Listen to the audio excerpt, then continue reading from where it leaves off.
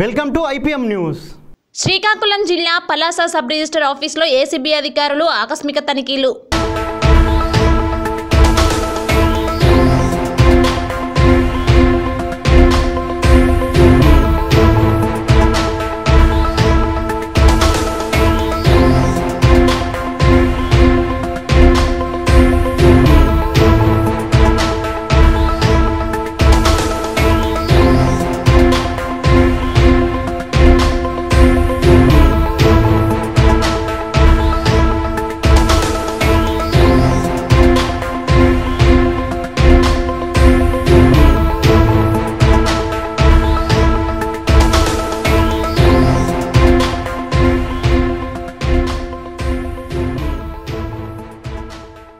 ఇక వివరాల్లోకి వెళ్తే పలాస కాశీబుగ్గ సబ్ రిజిస్టర్ ఆఫీస్పై ఏసీబీ డీఎస్పీ కరణం రాజేందర్ తన 12 మంది బృందంతో ఆకస్మిక దాడులు చేశారు.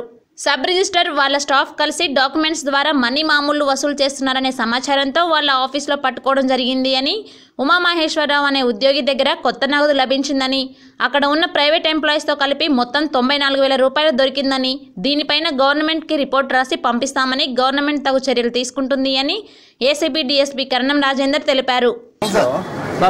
కాశీబుగ్గ సబ్ రిజిస్టర్ ఆఫీస్లో రిజిస్ట్రేషన్ టైంలోన ఈసీస్ ఇచ్చే టైంలో పట్ల అవకతవకలు జరుగుతున్నట్టు మాకు సమాచారం వచ్చింది. దాని మీద ఈరోజు ఆకస్మిక దాడి చేశాము. దాంట్లో వీళ్ళు సబ్ రిజిస్టర్ ఆఫీస్ స్టాఫ్ వాళ్ళందరూ కూడా డాక్యుమెంట్ రిజిస్టర్ ద్వారా మామూలు రుసులు చేస్తున్న సమాచారం రావడం వల్ల వాళ్ళందరినీ ఆఫీస్లో పట్టుకోవడం జరిగింది.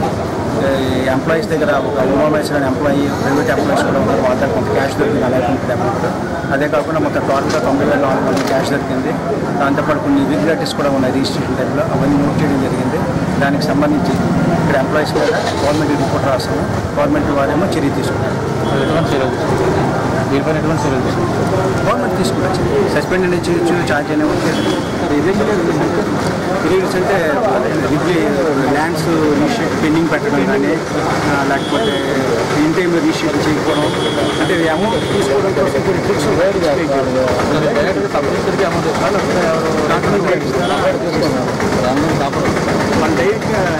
సేమ్ తీసుకుంటున్నారు. అందుకని వాళ్ళని ఇక్కడే చేయడం.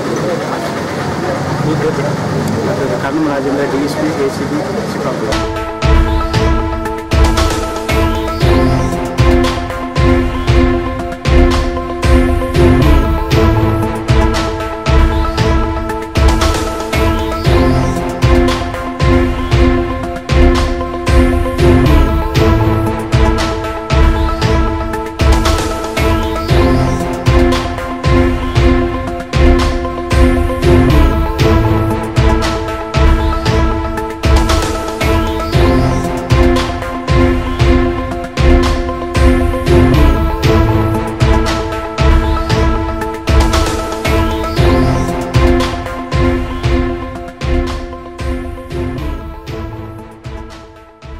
ఇది ఇవాల్టి ఐపీఎం న్యూస్.